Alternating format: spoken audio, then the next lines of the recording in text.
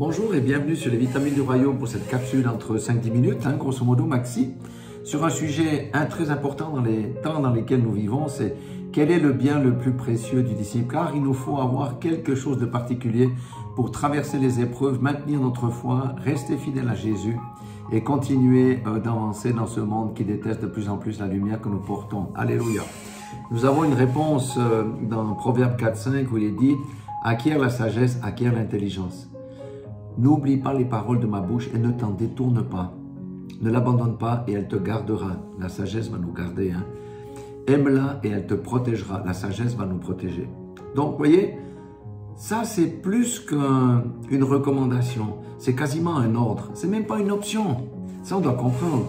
Et l'observation de la parole, c'est une des, des conditions pour la rencontrer.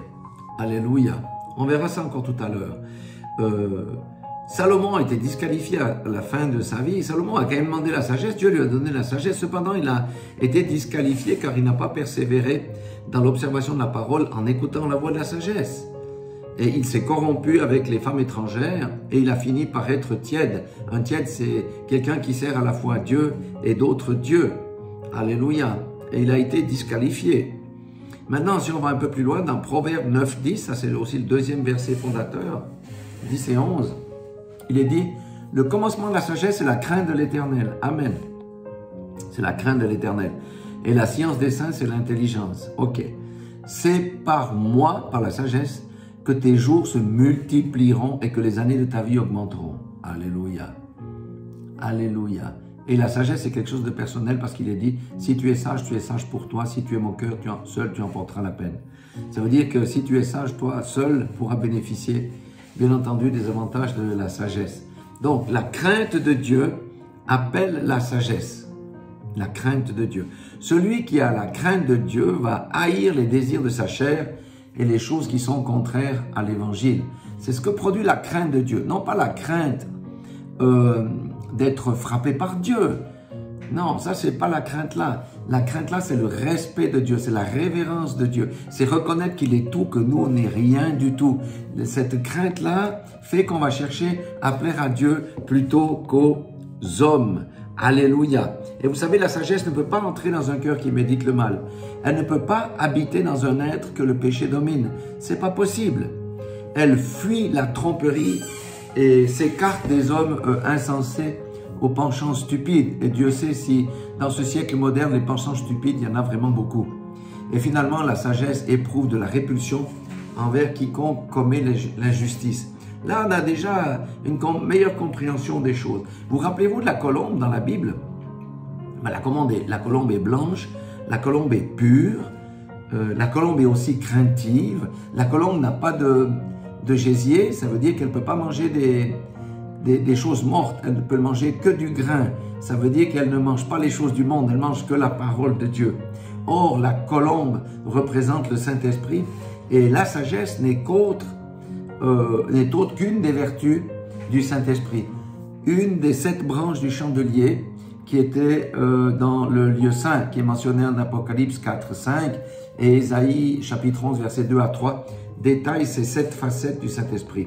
Donc la sagesse est une des facettes du Saint-Esprit. Et sur les 2 versets que nous avons lus, nous comprenons que 3 choses. 1. La crainte de l'Éternel appelle la sagesse dans la vie de quelqu'un. Que la sagesse est intimement liée à l'observation de la parole de Dieu. Et 3. Que le Dieu Tout-Puissant multiplie les jours et ajoute des années à l'homme sage. C'est-à-dire celui qui a fait de la sagesse divine, je vais dire, sa compagne de voyage. Amen. Voilà, j'aimerais vous donner quelques exemples pour garder la sagesse auprès de soi. Parce que le Seigneur est fidèle. Il a dit, si vous me demandez la sagesse, je vais vous la donner.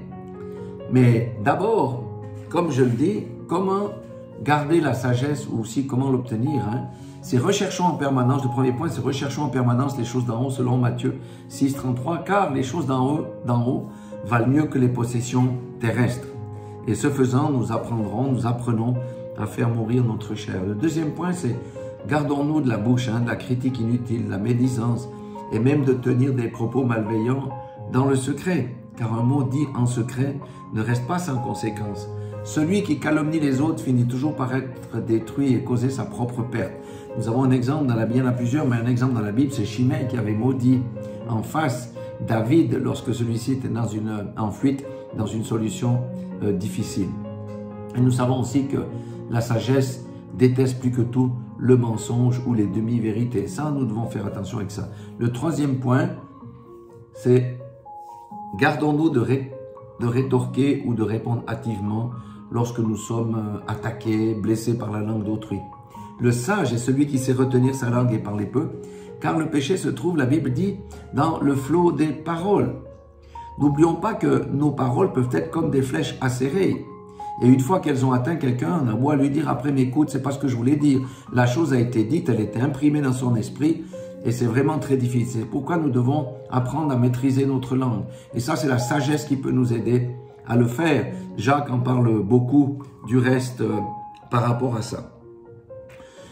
La quatrième des choses, c'est que pour garder la sagesse, il faut rester fidèle à Dieu dans l'épreuve et persévérer. Pourquoi? Parce que c'est au travers de l'épreuve que nous sommes testés, que nous sommes épurés.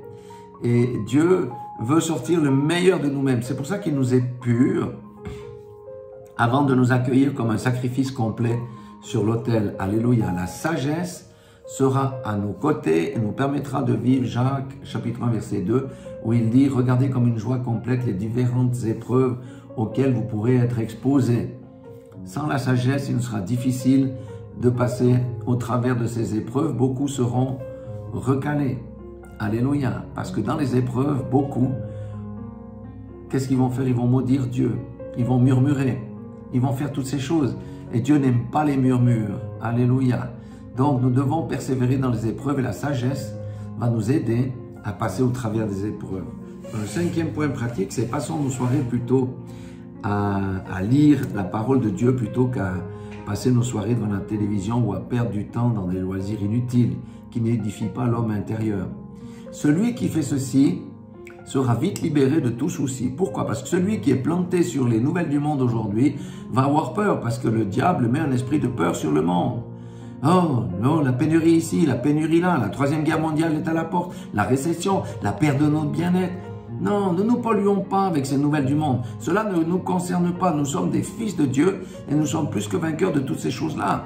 Si nous avons Dieu comme refuge, il va nous protéger de toutes ces choses-là. Même si on y passe à travers, ça ne sera pas agréable, nous avons l'assurance de la victoire. Alléluia. Le sixième point, et le dernier, c'est recherchons la sagesse de tout notre cœur, car la sagesse est la source des habitudes bonnes, parce qu'on se nourrit de la parole et elle nous apprend la maîtrise de soi. Le jugement droit, pratique la justice, le courage, vaut mieux plaire à Dieu plutôt qu'aux hommes, ainsi que la miséricorde. Alléluia.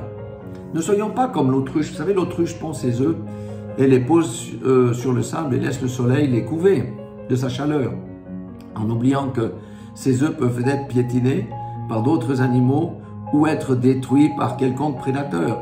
L'autruche est le type d'homme insensé qui met sa tête dans le sable en ne voulant pas écouter l'évangile, en refusant l'évangile, en pensant qu'il est en sécurité, mais il refuse la parole de Dieu et refuse de s'y conformer. On appelle, face à ses responsabilités, c'est faire l'autruche.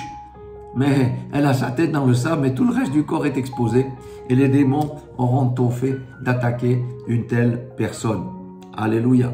Non, avoir la sagesse pour compagne nous garantit l'accès à la vie éternelle. C'est une autre chose, car la Bible dit que les justes avaient la ferme espérance de connaître l'immortalité. Alléluia. Et de recevoir une couronne glorieuse, alors que Dieu demandera des comptes de leurs péchés à chaque injuste, rebelle, impénitent, qui devra s'approcher tout tremblant du trône pour recevoir sa récompense. Tous ses crimes et ses mauvaises actions, eh bien, se dresseront au-dessus de ta tête pour l'accuser.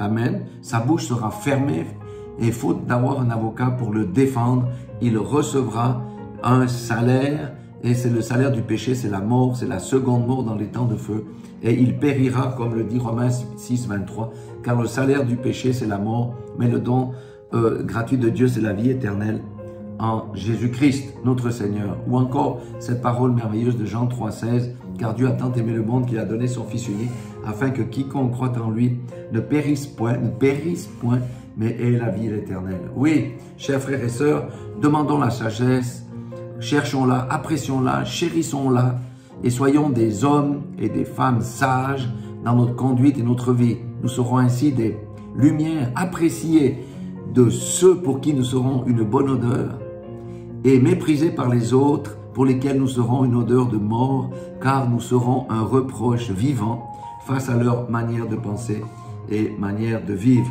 Voilà, vous l'avez compris.